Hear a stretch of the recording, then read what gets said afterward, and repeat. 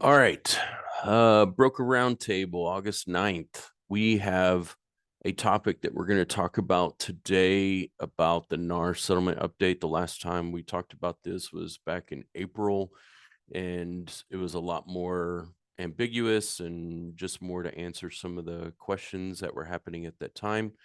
And then also, we are getting some more details as we're going along, and I want you guys to know that this is all information that's available to you guys. I'm going to provide you all the links to where I'm getting this information, but you all are more than welcome to go and review the content that NAR has posted regarding this settlement. I just wanted to make it in a more digestible format and kind of hit on the main points that I've been hearing and discussing with other agents in the industry.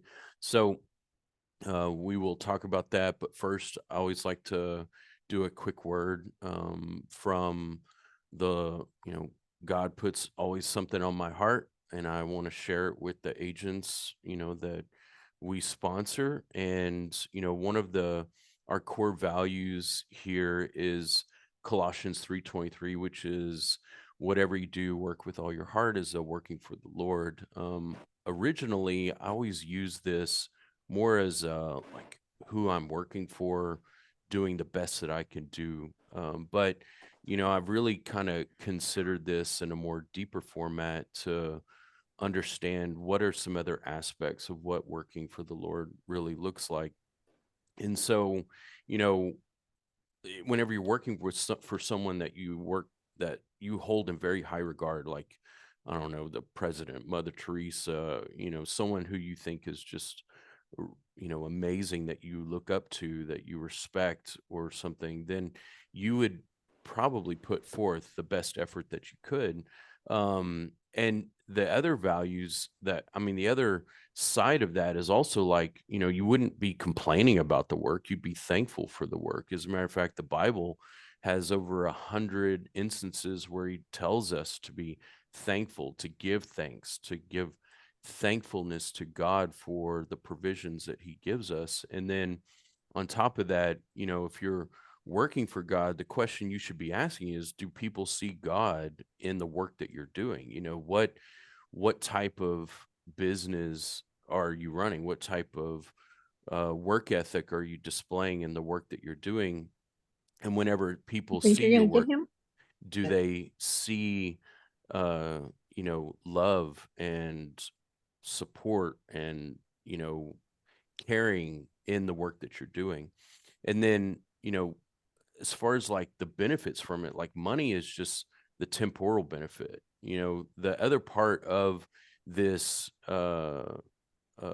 verse is that since you're going to receive an inheritance from the Lord as a reward, also, the Lord is who we're serving, and anyone who does wrong will be repaid for those wrongs, and there is no favoritism. So, like, with that being said, whenever you have someone that's trying to, I don't know, mess you over, do something wrong, I have instances where agents are, they're going through a tough situation with either another agent or even their client is trying to mess them over in a deal. And so instead of, looking for ways that you can get back or get revenge or, try to seek out the justice and what you consider justice, leave it for God. This is what God instructs us to do. And so leaving room for him will not only get you, there's three benefits that come from that.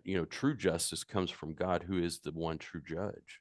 We are very poor judges whenever it comes down to it. If we leave it for him, then that person will get the justice that they deserve. But also, in doing that, we become more like Christ. So, where he forgave us before, we were still sinners whenever he forgave us. So, being that forgiving with someone who's doing something wrong to you, it makes you more like him. But then also, you store up treasures in heaven. That verse says that we get an inheritance, we get a reward for the work that we do here, God's work. And so, how much more beneficial is your work that you're doing here, if not only the money that you're making here, but also the rewards that you get in heaven whenever you move on. So that was just a quick word I wanted to share with you guys that, God just put it on my heart this morning whenever I was doing my quiet time. And I really wanted to share that with you guys. So I'll go ahead and get down to why y'all are all here. As far as like the NAR settlement and the updates that have kind of come about, we had some good questions in the last meeting about this NAR settlement, and what was, some of the different ways that we could kind of, deal with the changes that are coming along. And in that, I don't think we're the only ones asking those same questions. I think it's being asked by, you know, a million agents across the United States. A lot of people are very, unsure about what changes are going to be coming whenever you whenever these go into effect, and the effective date has been set. Now technically the NAR settlement hasn't uh been fully approved. It's been preliminarily approved.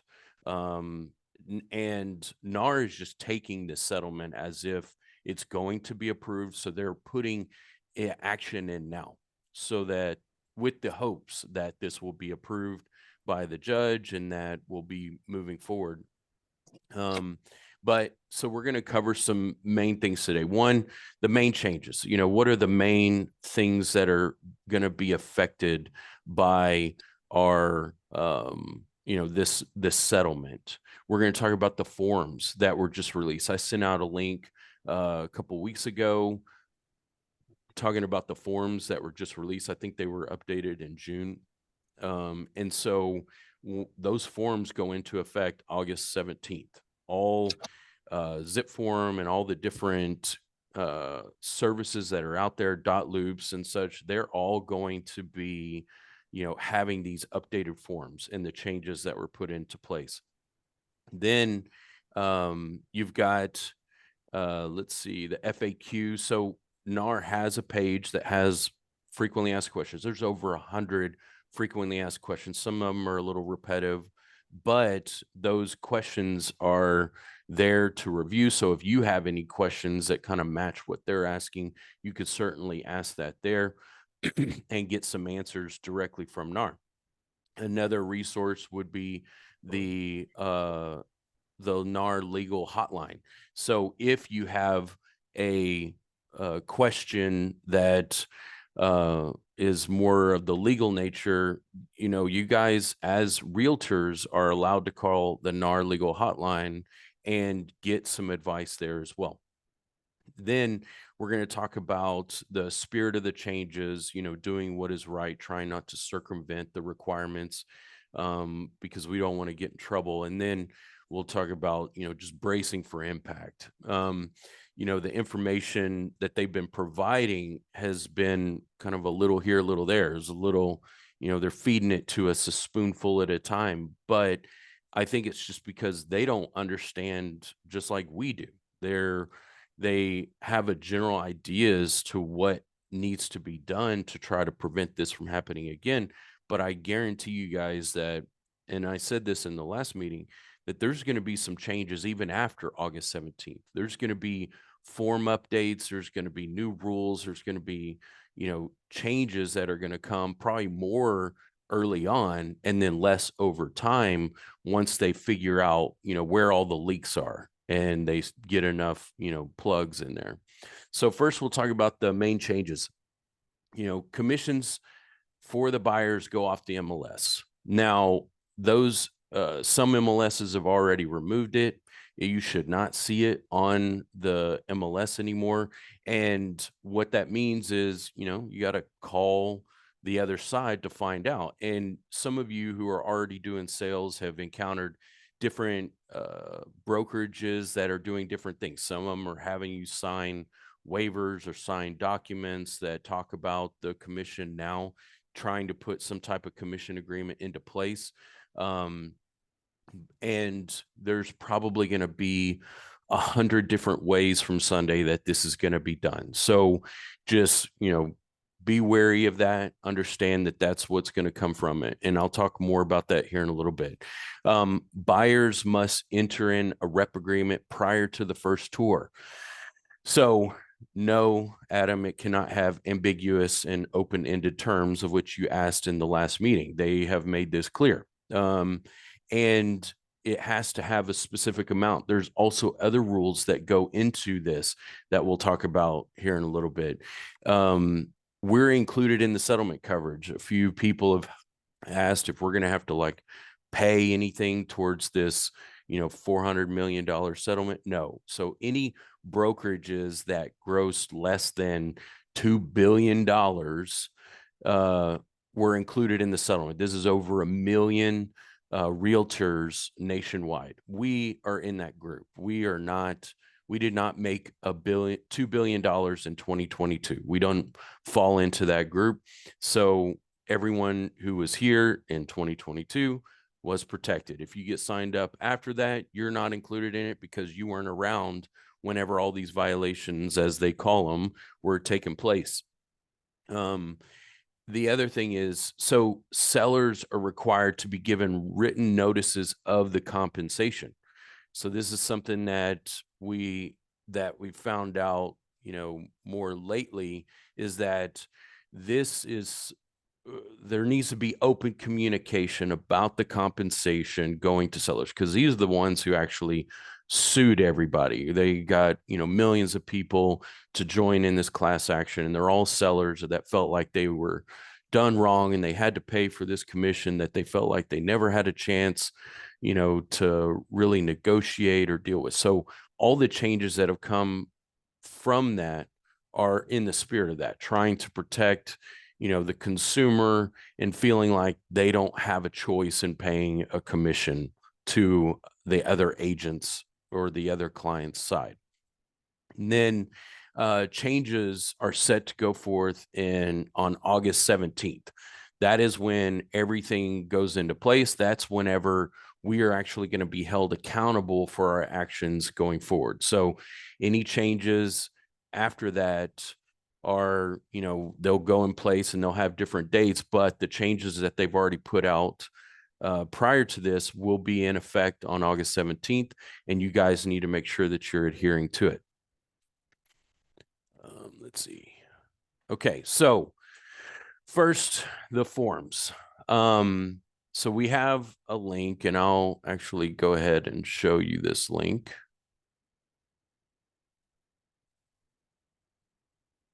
This is the Texas Realtor website. These are predominantly the forms that were changed specifically for the settlement. As you can see, they do other form updates here. I don't know if any of these like lease ones were pertaining to, I haven't gone through these, but I know that these representation agreements are directly related to the settlement update. One of these documents right here that they actually made some good changes to, this representation disclosure. I don't know if y'all have seen, but I have a acknowledgement of self-representation form in the agent portal.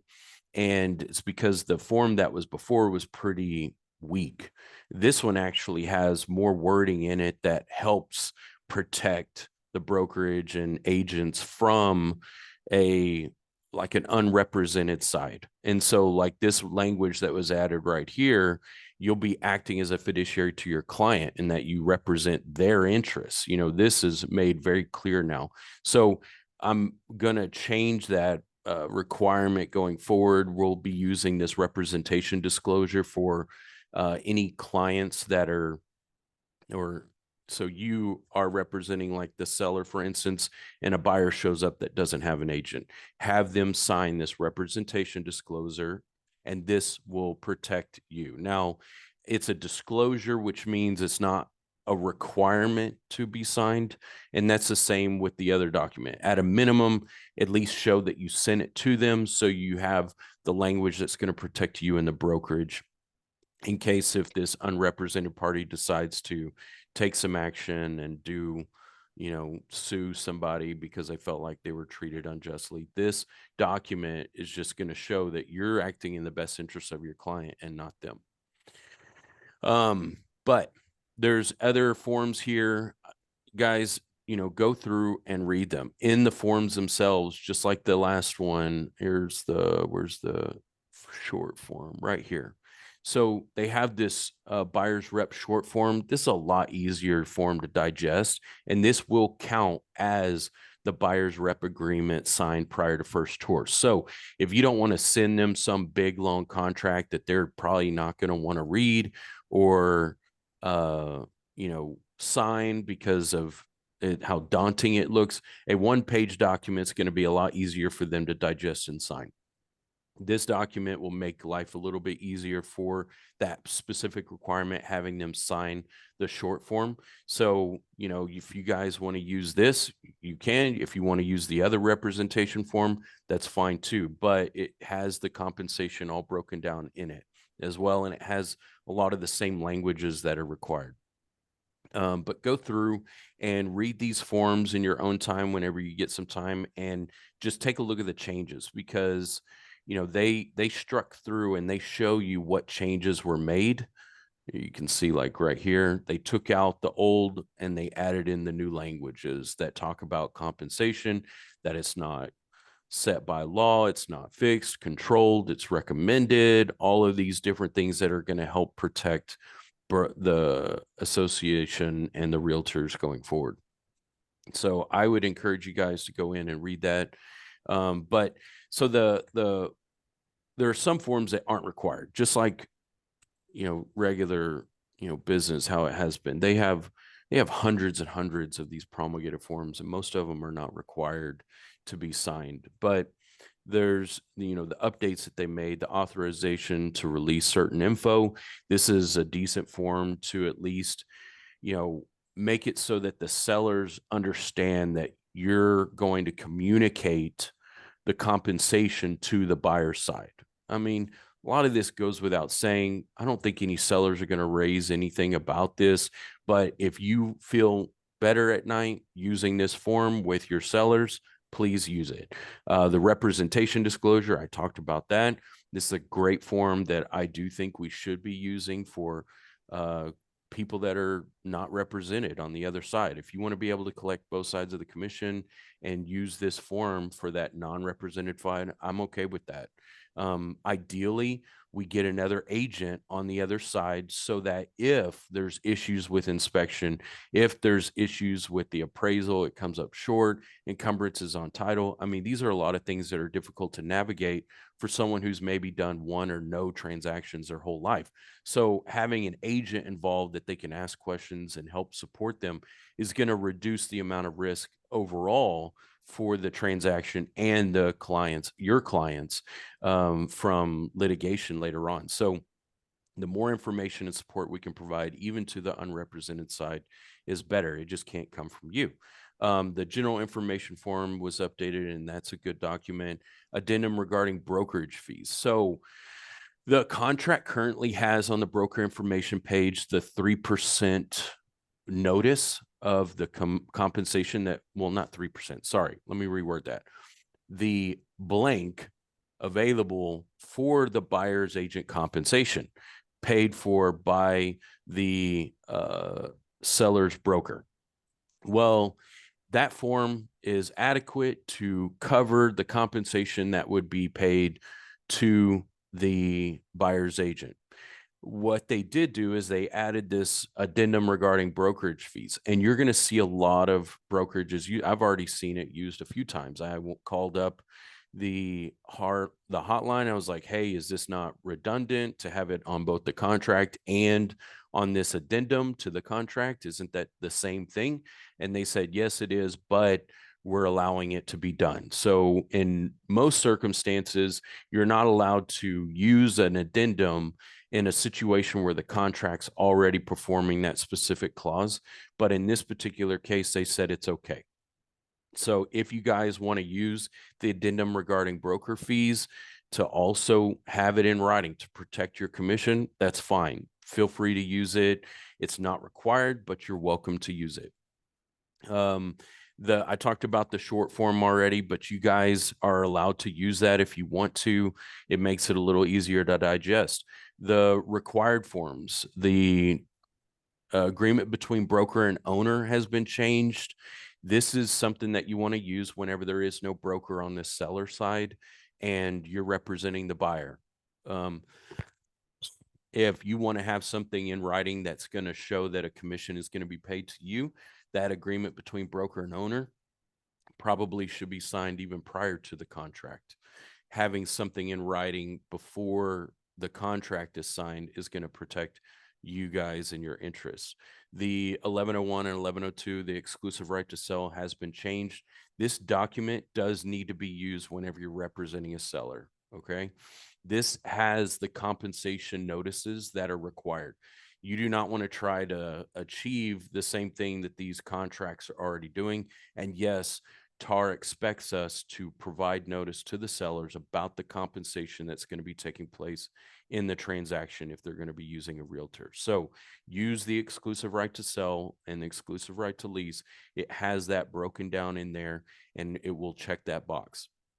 The 2402 must be used prior to the first showing. This is the buyer rep agreement. Also, it could be either one, the short form or the long form. Either way is okay. But you'll notice that they added language that says when earned and payable. So that means, oh, wait. I'm turned around. Hang on a sec. 2402. Oh, agreement between broker. So you'll have some brokerages that are going to push this out before even showing the house. And that's okay because right here, earned and payable. The cooperating broker's fees are earned when the client enters into a binding agreement. So that means that if they want you to sign this agreement and they haven't even shown the house and you don't feel comfortable about doing that, it's fine because it's not earned until they actually enter an agreement to purchase or lease the property. Okay. This document means nothing unless if they actually purchase or lease the property. So don't feel any qualms about signing an ABB prior to any showings or something like that. I've had that come up a couple of times recently. Sorry for the confusion there. Okay, so next, I went through all the FAQ. Here's the link I was talking about. I'll even pull it up here. Hang on.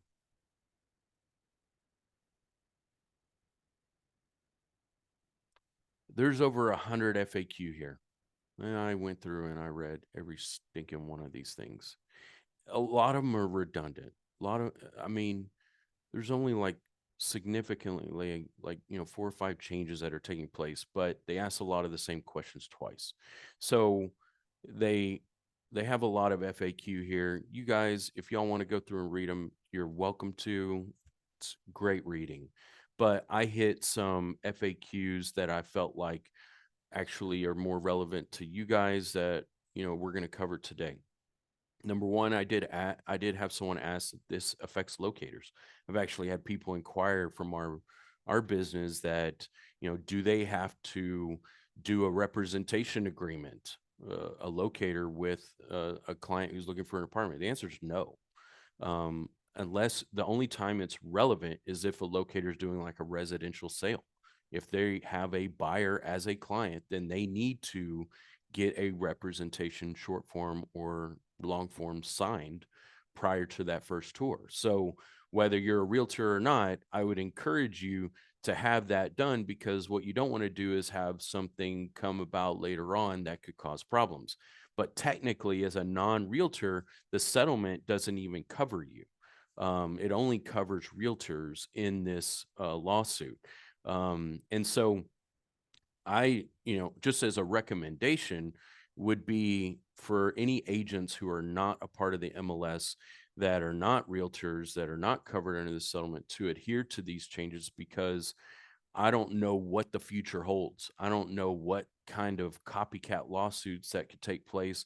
And I've even seen people, look for things like this to try to catch people just so they can sue, just so they can basically, blackmail, say, hey, we have a violation here. We're going to sue you if you don't pay us, blah, blah, blah.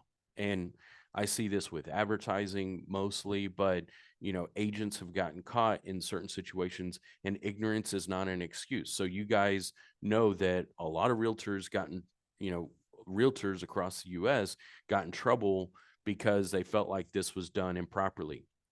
No one knew that this was done wrong. They've been doing it like this for a very long time, but some judge declared it as wrong. And so now we need to make a change. This includes agents who are not realtors, because we're all in real estate. We're all taking care of clients.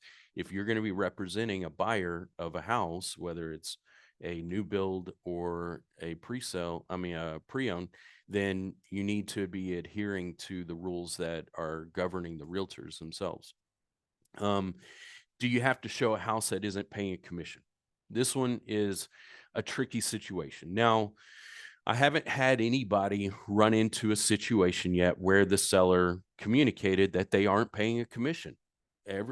Overall, things have basically stayed, except what is different is the commissions have changed the amount themselves. They've gone down.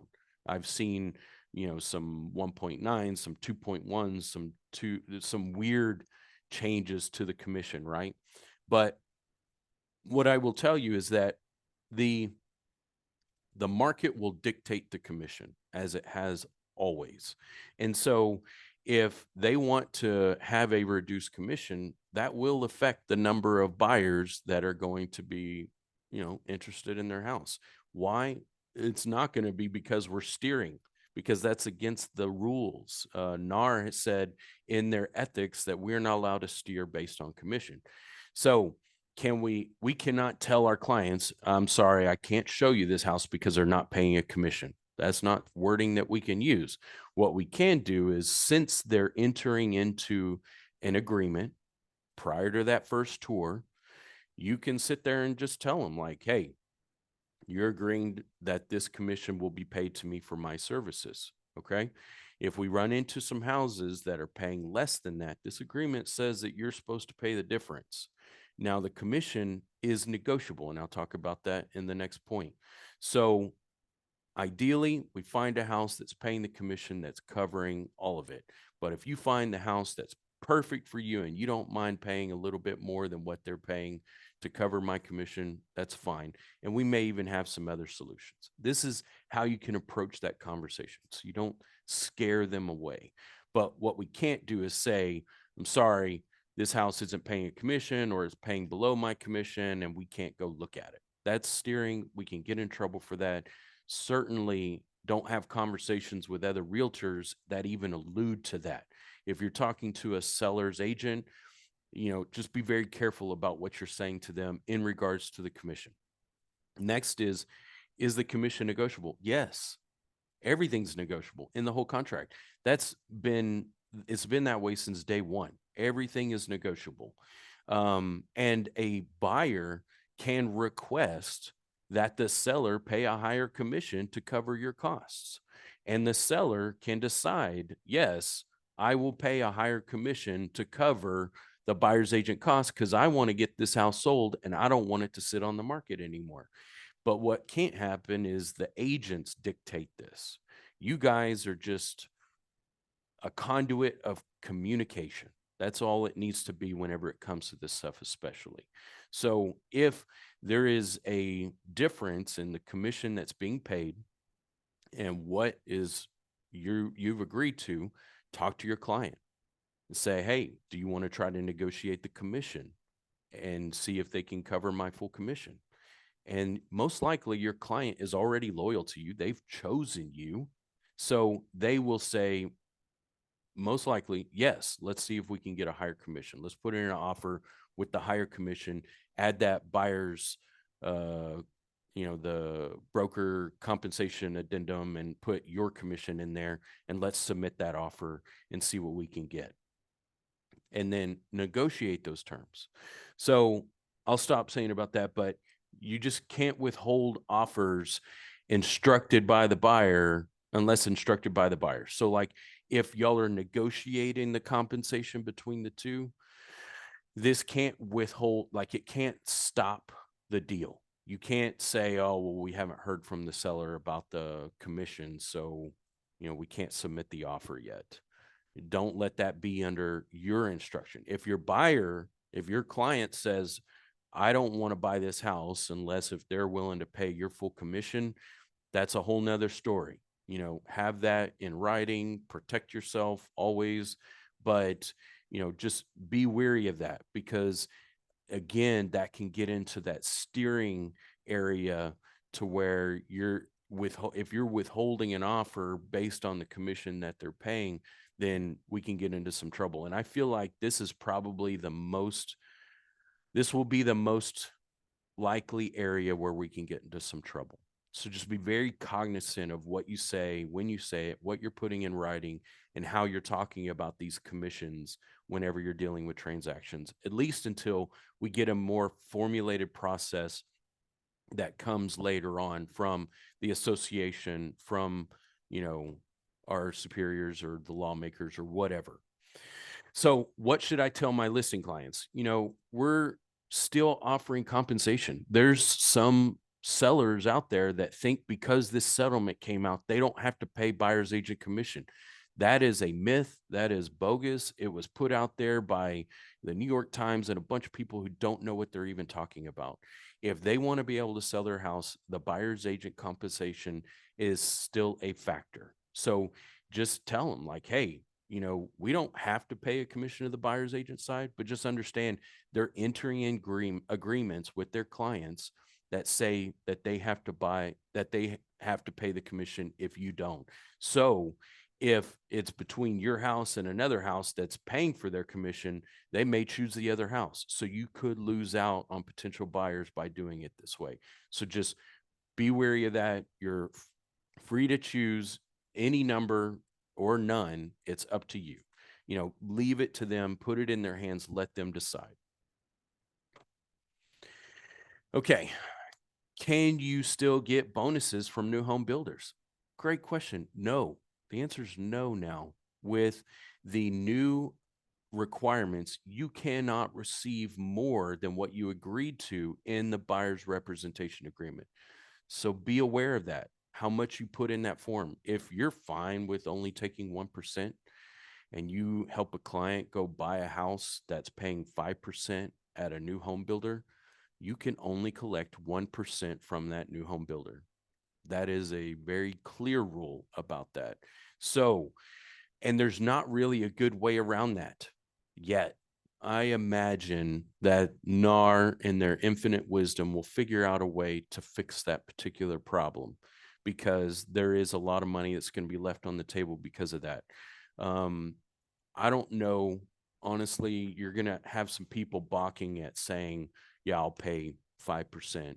What you can't do is, after you've already shown somebody some houses, you can't have them sign a new buyer's rep agreement and then go show a new build that's doing a higher commission.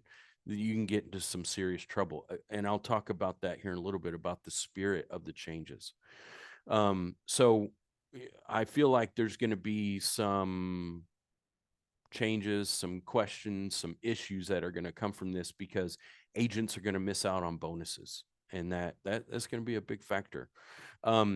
What you may want to do, an idea, is if they're considering new builds, is maybe find out which ones they're interested in. See if they're paying bonuses right now, and then before you go tour the new homes that are there, have them sign a representation agreement that covers that bonus. And then and hopefully they buy it.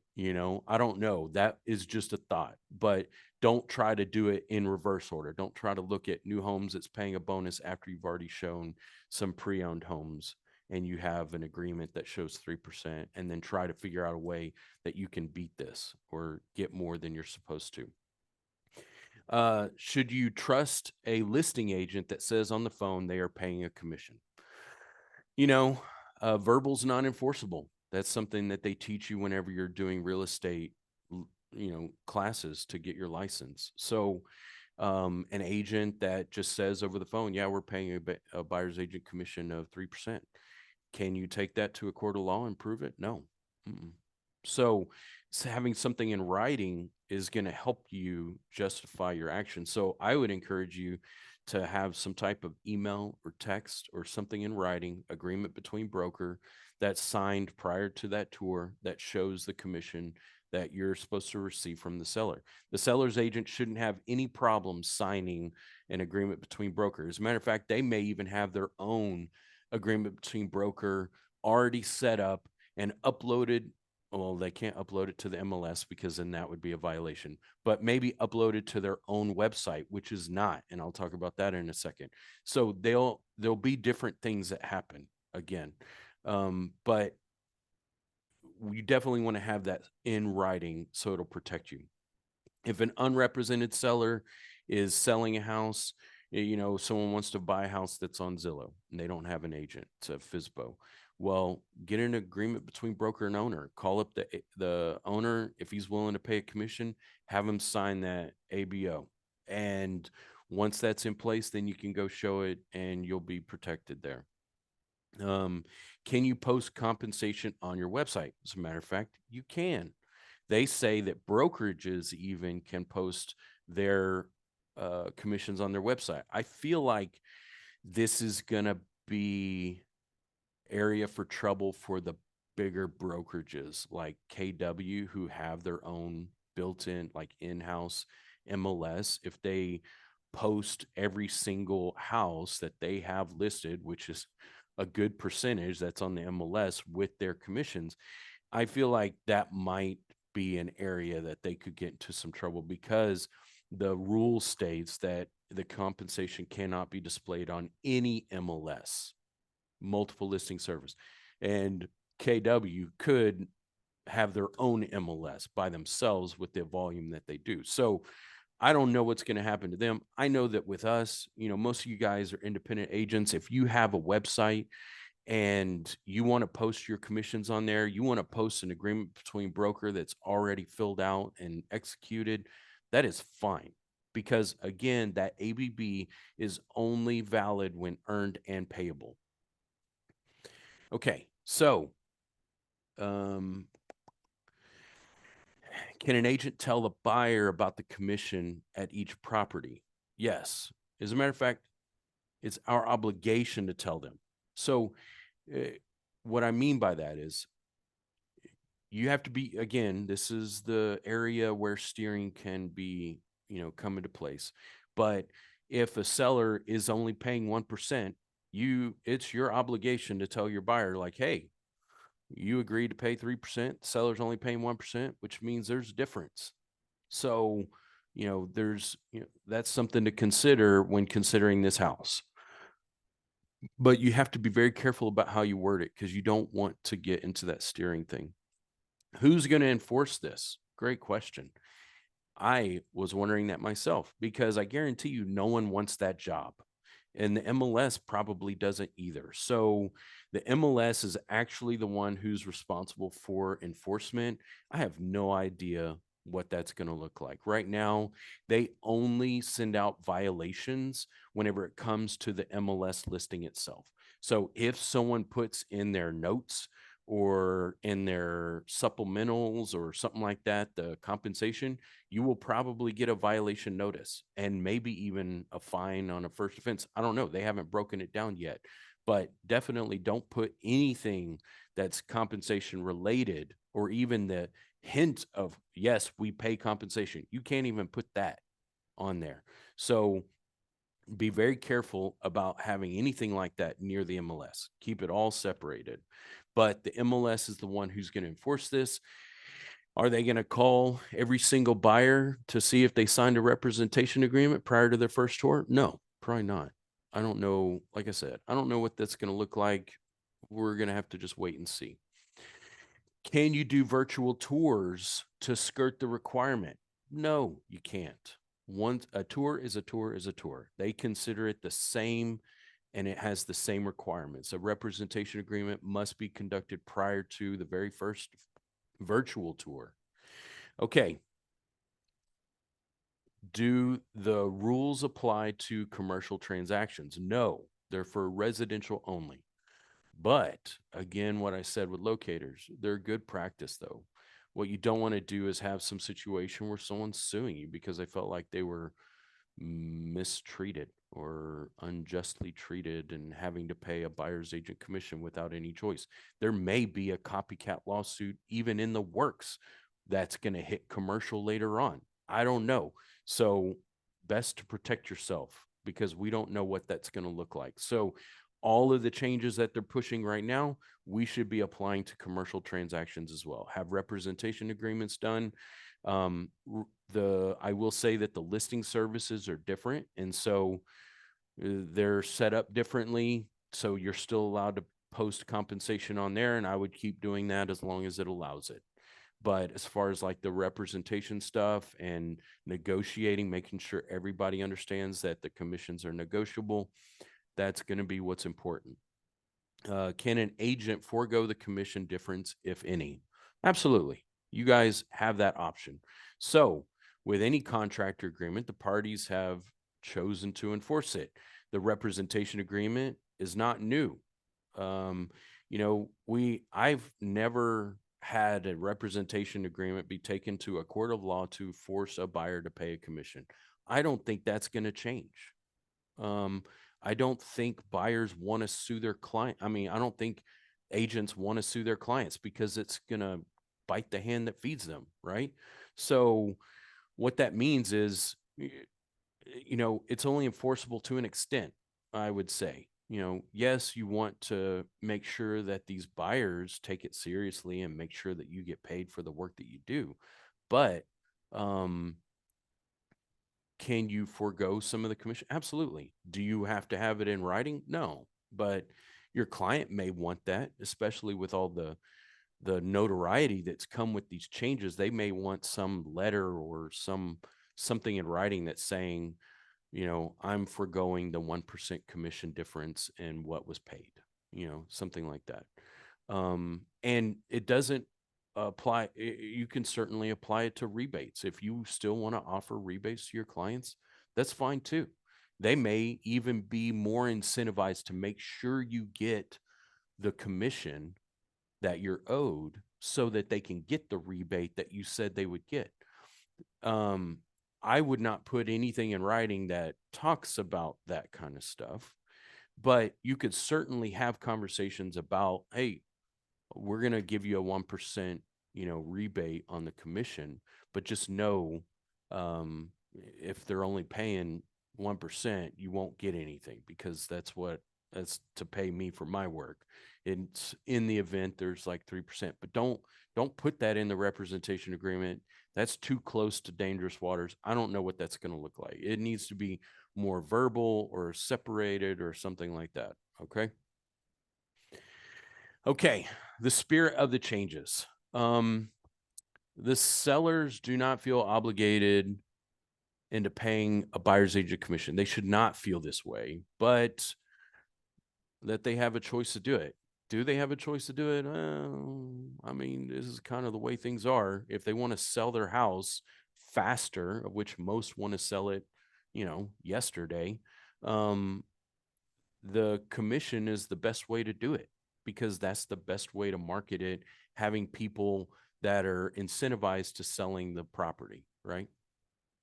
But they shouldn't have to. So in conversations with your sellers at whenever you're doing that listing meeting, the very first one, just make it clear to them like, hey, this is negotiable. You don't have to if you don't want to, but just know that it could affect the timeline and whether or not this house sells. If you want it to sell quicker, let's pay the most commission that you're able to pay. And we'll get more people involved in selling this house. But if you're not interested in selling it fast or for top dollar, then you don't have to pay a commission. And it may take a year or two. I don't know. How you want to word that is up to you. But, just make sure that they understand they have the choice. Why is this important? That we don't steer? Well, understanding why will help you judge what you should be doing going forward. So knowing why this change has come about is helping you understand what choices you should make when talking to clients, right? So let's try to avoid having more lawsuits and issues and problems with this later on. Instead, be completely above board, always doing what is right. And then we should be on the right side of it should any other fallout or residual damages come later on. Doing what is right for your client should be paramount. So your wants and desires, they're secondary. Your fiduciary to your client is paramount. That is the number one thing with your client, doing what's in their best interest. So brace, brace, brace. You'll probably see different agencies doing different things that are going to make you scratch your head and wonder what the heck they're doing. That's fine. Call me, text me, email me like, hey, I don't get why they're doing this. I don't feel comfortable about this. Talk to me. Let me make the decision as it's my license. It's ultimately responsible. Call NAR, the TAR legal hotline. Ask them if you have a question about a particular addendum that shows up out of this thing. I don't know, but there's different strokes for different folks. The brokerages are all going to have different ways about doing this, and there's a lot. I've had more stories than I can count about agents who really don't know what they're doing, and they don't have mentors, they don't have leaders that are showing them and teaching them the right things to do. Sorry, my watch started talking to myself. So give them grace, one, and two, if something doesn't smell right or feel right, talk to me and let's talk through it, figure out the best course of action to move forward. But my stance will always be to err on the side of caution, do what's right for the client, and do what's not in the gray areas. I don't dance in the gray. I don't even talk about the gray. Let's just, do what's right in the light. We're going to see different forms, different changes coming, not only from TREC, the associations, but also me, like this representation disclosure. That's a change that we're making due to this settlement. So there'll probably be other forms that come out of this that will be required. And we'll see what those are. We'll have roundtables. We'll talk about them. We'll explain them. We'll make sure that everybody understands, and we'll all move forward on a good foot. I say all this to say to be open-minded about the differences and the changes that are going to be coming.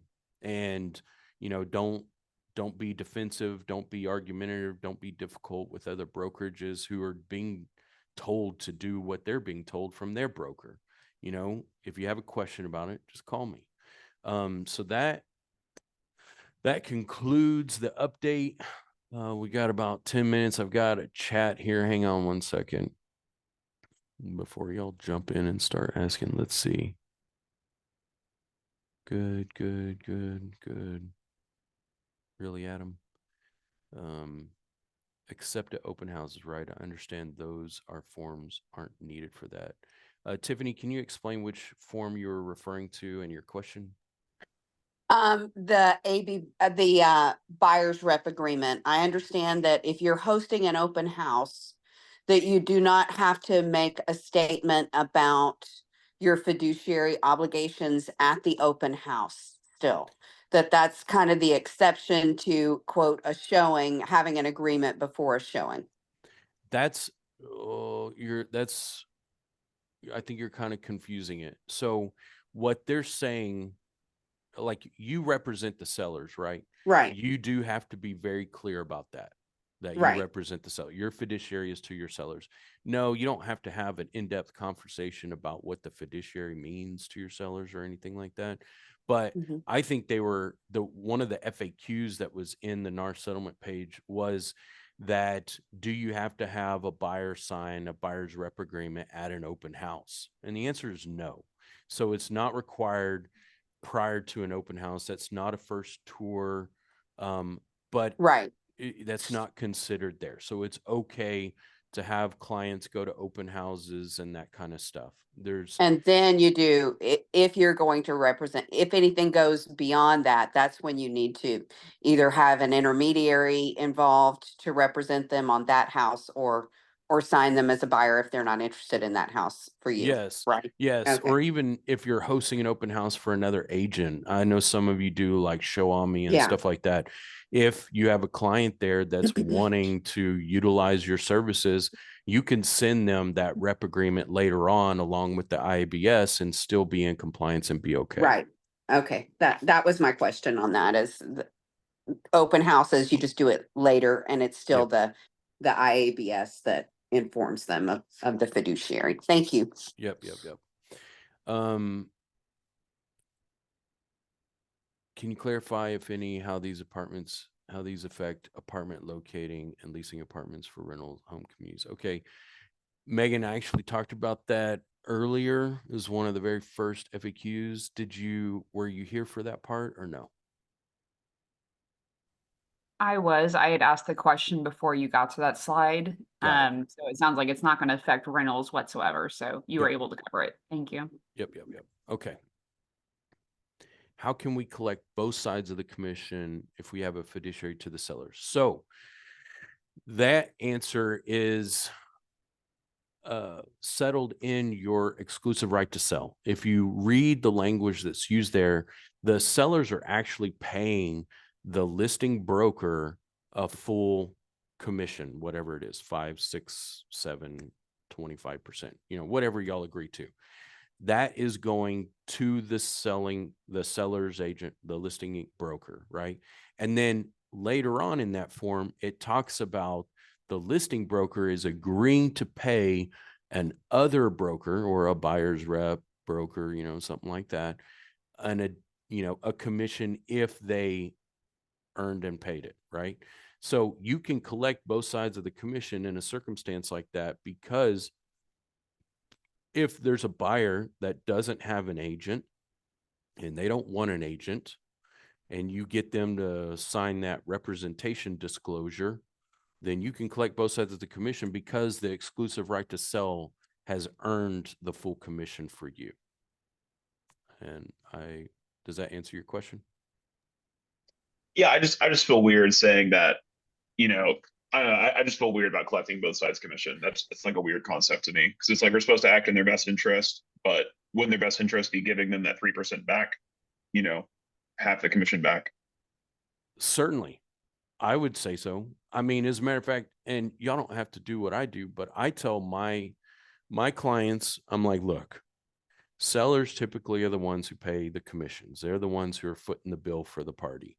So what I normally do is I tell my clients, like, hey, if you're going to buy a house with me, I'll collect that commission, and then I'll forego my side of the commission on the seller side. Some of you guys don't want to do that. That's fine. But you have the option to do whatever you want with that commission. Just like what I said in the FAQ, as far as like, you don't have to collect the full commission that you agree to. You can certainly tell them, hey, you know what? I'm going to give this back to you at closing. You guys have that choice. There is nothing wrong with it. You can give up to all of your commission to your client if you want to. Those are your choices. Text considered legal now? Not legal is such a broad term. If it's in writing, then it can be used against you and for you, both ways. It cuts both ways. If it's in writing, it's time stamped and it's provable. Now, can you send an offer through a text message and it be enforceable that way? Not really, no, because it's not a contract. But can someone sue you because you put it in writing? Certainly. And then it's going to be up to the judge and whatever he decides. So whenever it comes to text, what I would say is, having it just in writing is enough to keep them honest, to keep them on the right side of it. Would an ABB be better? Absolutely, because that's a promulgated form by the association for commission protection. So it's just up to the agent. I'm not going to say you have to use it, because most people probably won't, but having it in writing is probably the first and foremost thing. And then if you want to go that extra step and have it in a promulgated form, that's even better. There's a section for new construction, which can be different from buyer's agent compensation on the long form. There is. I did not see that. It's not one of the changed forms. Hang on one sec. I didn't know there was a separate compensation portion to the contract for that. I'll have to review this. I don't want to waste any more time. We got like 3 minutes, but I'll get back to you guys on that and see.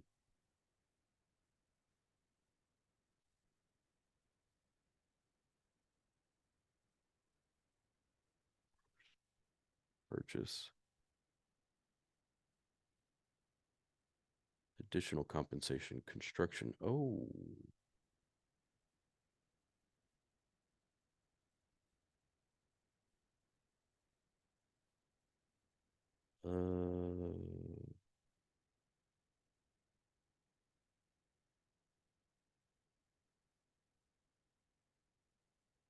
Sorry for the silence. Okay, so you have to disclose it. And it has to be authorized by the client in writing. And you have to use this amendment. Ugh. More steps.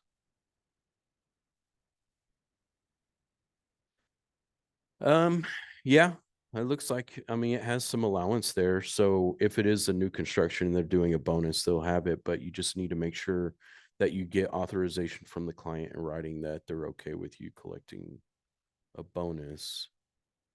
It says may, so it doesn't say that it has to be using the amendment to the agreement. So, you guys can just get it from an email if you want. I think that would be okay. Thank you for that, Tiffany. I didn't pick that up last time. Can we post the compensation on social media? Yes, as long as it's your website and it's not a multiple listing service, you can post your compensation on any site that you own or manage. Janet hit that. Good job, Janet. Can we assume that Zipform platform through Texas Realtors has all? Yes, it should already have them, as this was posted by the TAR site. The TexasRealtor.com they're linked with Zipform. So all the updated forms will be required to be updated on all platforms like Dotloop and all the Wolf technologies and different forms August 17th. So those should be there. Can I have attorney write up something along with the lines with willing to be paid, whatever? The answer to this is no, not right now. Having an attorney do it doesn't negate the settlement requirements. And that says that we can't have open-ended terms with the representation agreement. They're very clear about that. So what you have to do is have a specific amount in the rep agreement. And then, if it's less, then you can forego it, or you can, do something with your client later on. That's what I would do, is put the 3% still and just have communications with your client like, hey, if they're paying less, we'll talk about it then, but it's negotiable. You guys can negotiate that with the offer. We certainly don't have to buy a house where you have to pay for the commission for me, but if we run into a house that you really love and you don't mind paying a little bit for my time, great. So you just can't have open-ended terms in the rep agreement. When closing a sale in the MLS, do we put the amount paid for BAC added to compensation? No, it should not go in the MLS. It is still asking for seller concessions. That's only the amount in 12B, I think it is in the contract, but That's if they're paying for like repairs or, negotiated differences in the contract itself. So you do not put the compensation that was paid in the MLS at all. At what point can you sign an amendment to adjust the compensation for, say, a bonus or seller paying a higher commission? I don't, that's the whole, I don't know. I don't know if it'll be allowed. I don't know if we can do amendments. That's a great question. I think that the spirit of it right now is to say that, whatever you agree to prior to the first tour is what you need to stick with. The bonus for new construction, it looks like will, still be allowed as long as you provide it in writing to your client. If it's a pre-owned home that's paying a bonus, then that's a stickier question. And I bet you the association will address that over time. They've got to be able to figure out a way to make sure that agents are getting bonuses that are being paid over the compensation that they agree to. They've got to figure it out, and they will. I think you guys can probably trust that that's going to happen. When it comes to new builds, can you just bump up the rep agreement amount from the beginning to cover the bonuses? And if it doesn't, it's only 3%. They do not let you put multiple different or open-ended statements. It has to just be a specific amount, but we did talk about that one clause on the long form that talks about new construction. So that should really cover it. Okay. I hit all the questions in the chat. I'll go ahead and open it up. Anybody else have any questions or points that they want to bring up, that they want to talk about? Guys, it's been an hour. I'm going to go ahead and keep recording for now for any other questions. But if you need to jump off, feel free to jump off. I'll be posting the recording next week, and you guys can go back and review it later on if you want to. But any other questions? I do have one question. Shoot. So basically, if saving for rentals, in the buyer rep, if we do, well, the agreement, we do say 50%, but then we ended up closing on a rental that only pays out 30%. Is that something that like I can go back to my client and be like, well, hey, don't worry about it. Like, I'm not going to ask you for the additional 20%. Absolutely. And I did cover that in the FAQ section of this. So the client, just like before, whenever you did a buyer's rep, I mean, some people put 100% on the buyer's rep on there because you want to try to cover that. But just, as long as it's verbally like, hey, look, if they're paying, 30, 35%, I'm not going to charge you any difference. I'm not going to enforce this thing like that. And if you want something in writing after it's all said and done, I'm happy to do that. Okay, And cool. so that's a conversation you can have with your client. I don't have any problems with that. I don't think it's right to force, people to pay differences if sellers are being cheap. Any other questions? Just to kind of add on to that, just to confirm, this has nothing to do with rental home communities. Is that correct? So if you're a realtor and you're doing a residential lease, I think the best form is to still do the representation agreement. The rules specifically talk about residential buyers. This settlement is specifically for residential buyers. I don't, that's a kind of a broad term. A buyer is anyone who pays for something, right? So will they include this with residential leases? Maybe eventually. Right now, I mean, they updated the terms on the leasing side as well, in addition to the sale side. So I think the expectation is for us to do this in application to both buyers and sellers, and leasing and lease listing. So I think we should. And if they come out later on and say this rule only applies to residential buyers, then we know, okay, we can do whatever we want to on the other side of it. And this is only applicable to buyers. But they haven't come out and said that. So I think we have to err on the side of caution until they do.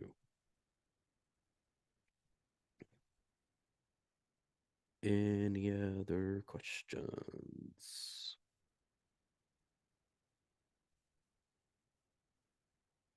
Thank you, Maria.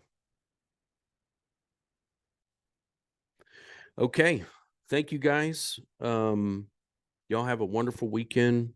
And as before, y'all, if you have a question, you can always reach out to me. Text me, call me, email me, whatever. We'll talk through it. We'll figure it out and we'll do what's right. God bless you guys. Have a good weekend.